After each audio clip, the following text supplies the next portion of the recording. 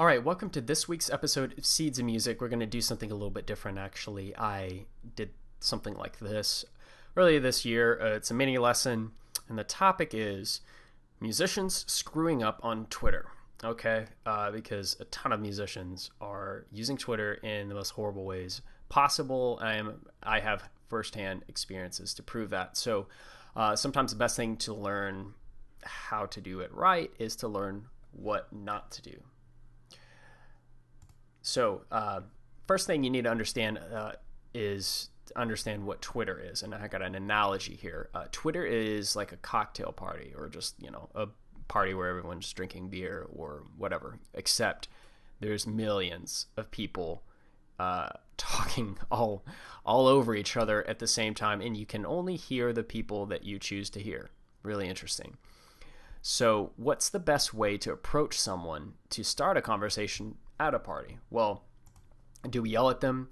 Do we get in their face? Or do we shove our finger into their shoulder annoyingly and say, "Excuse me, but I wanted to ask you to do this one thing for me real quick. It'd only just take like 5 minutes of your time that you don't want to give."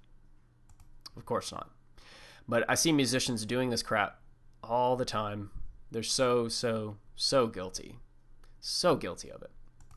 So you want examples? Sure. So let's start off with this direct message that I got. This is a bad direct message, bad DM. Okay, first thing, free music, all caps, really salesy. Also, all caps reads like you're screaming at me. Well, sometimes that works on sales pages. Okay, actually that does work on sales pages when people are already interested in what's on that sales page. But here, this is someone who's sending a DM where they basically want me to click 2 links.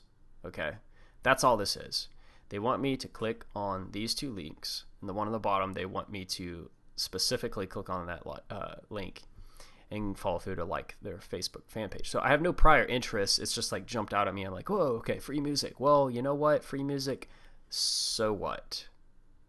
No, that sounds harsh, but so what if you're giving out free music? There's Spotify, okay?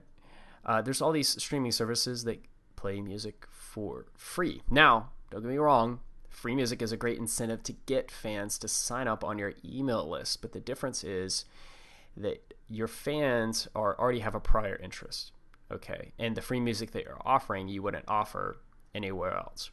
Okay, that'll be something we'll talk about in a later video. Plus, this is overall a bad case of the do-for-me mentality. There's a hilarious, actually, backstory that do for me. There's a funny video called "Shit Asian Moms Say," and it's one of the it's a kid doing an impression of his mom, and she's on a cell phone and she doesn't know how to work for it, so she yells, "Honey, do for me." So that's where that comes from. Anyways, that's just a tangent. But this is basically do for me, do this, do that, do that. Just asking someone to do something for you, and sure. At the end, he says, check this out. Here's the URL. Like us on Facebook. Click that too. Thanks for your time. Well, sure. Thank you for my time and attention. It's very limited, but I'll be sure to do that for this person that I, have never spoken to before. So bad DM. Don't do that. This next example is actually really funny. Simply because this is someone who I had already spoken with through email. So we already had this conversation. Yet, when I get this tweet here, it just says, "Hi, check out our video, Totally reeks of spam. So not only is this person spamming people, but he has a bad memory and doesn't realize he's already spoken to me and can just say, "Hey, what's up?" And use my first name. But more than likely, whoever is doing this person's Twitter marketing or PR, whatever, is looking at this from the idea of a mini press kit or this video that they're releasing for their debut album, which actually that album I think is not new. I'm pretty sure, but he probably went into the Twitter search and punched in something like music or music podcast or something like that, and he gets a list that comes up, and he probably just wrote down a ton of different people that he can then copy and paste and spam them with this. So definitely not good. Also has the case of the do for me mentality. Hello, do this, check out a new video, that's the name, take it for a debut album, blah, blah, blah. Click on this link or watch the embedded in video. And then at the bottom, they want you to check out their news and info by going to their Facebook page. So there's two different things that they want you to do. I mean, it's bad enough to just ask someone to do one thing, but asking someone to do two or three, yeah, they're likely not to do anything. Maybe something like this would work on a different platform. I doubt it, but it definitely doesn't belong on social media of any kind whatsoever.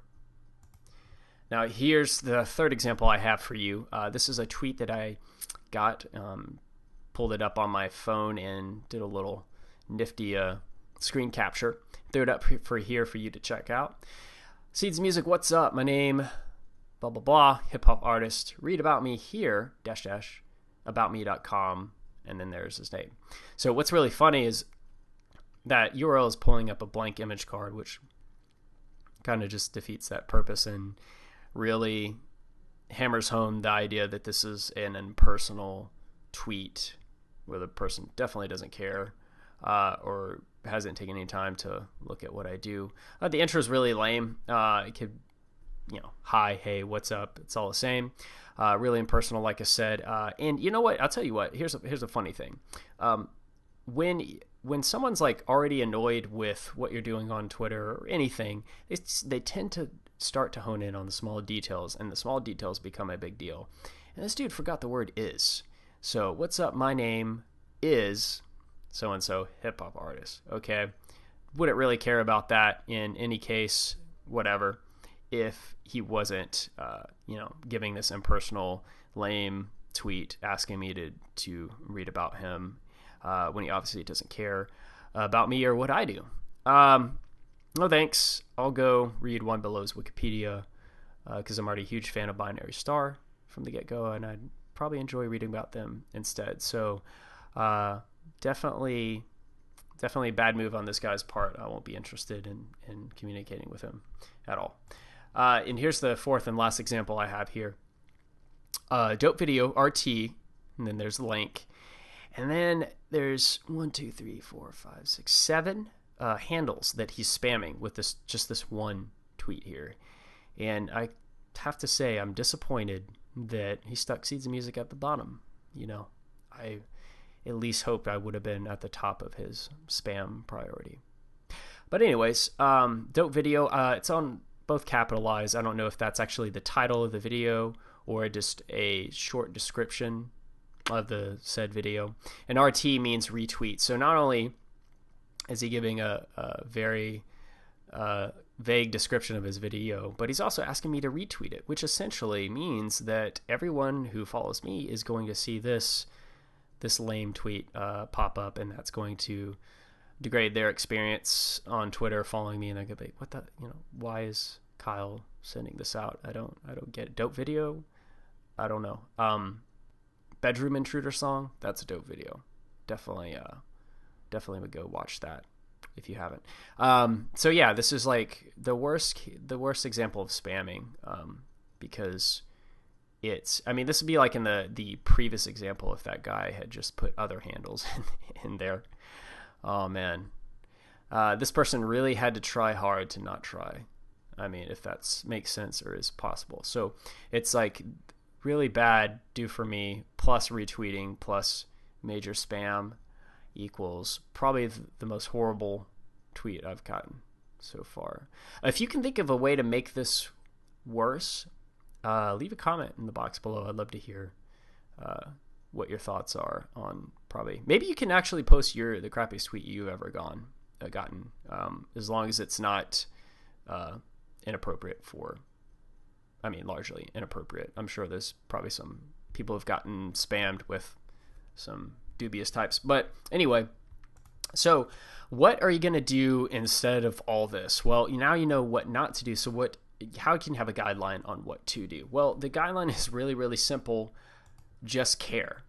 Just give a crap about the people that you're communicating with on Twitter.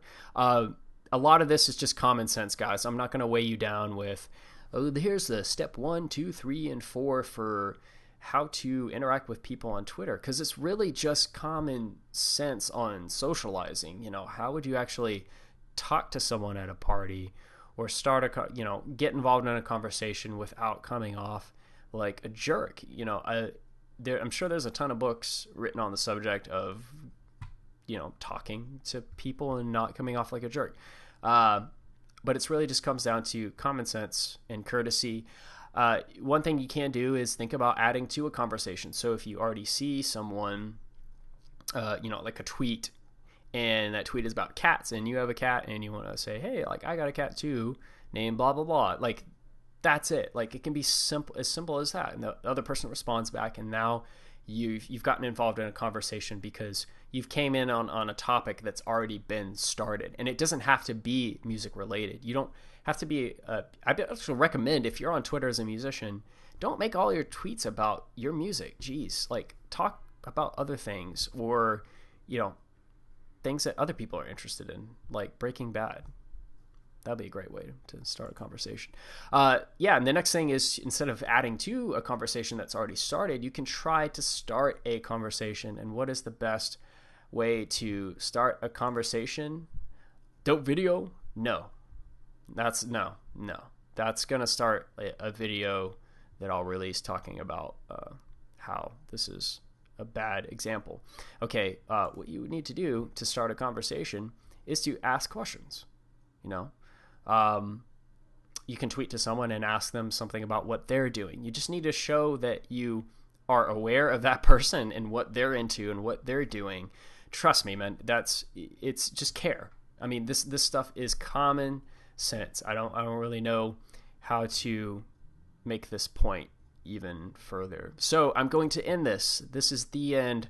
Thank you for tuning in to this Thursday, this episode of Seeds of Music, and this mini lesson on musicians screwing up Twitter. Now, if you have any suggestions for topics to cover in these little short mini lessons, just hit me up at kyle.seedsmusic@gmail.com. I answer every email. Also subscribe to our email newsletter if you want to get updates on all these interviews and mini lessons that we're doing. And we also have a podcast. If you prefer to just listen, head over to iTunes and punch in Seeds of Music, Rise Above the Noise. Click subscribe. You'll get all the episodes downloaded immediately to your iPads and iPhones and all your Steve Jobs, paraphernalia. So thanks for tuning in. I will see you guys next week, Thursday at 8 a.m. Pacific Standard Time.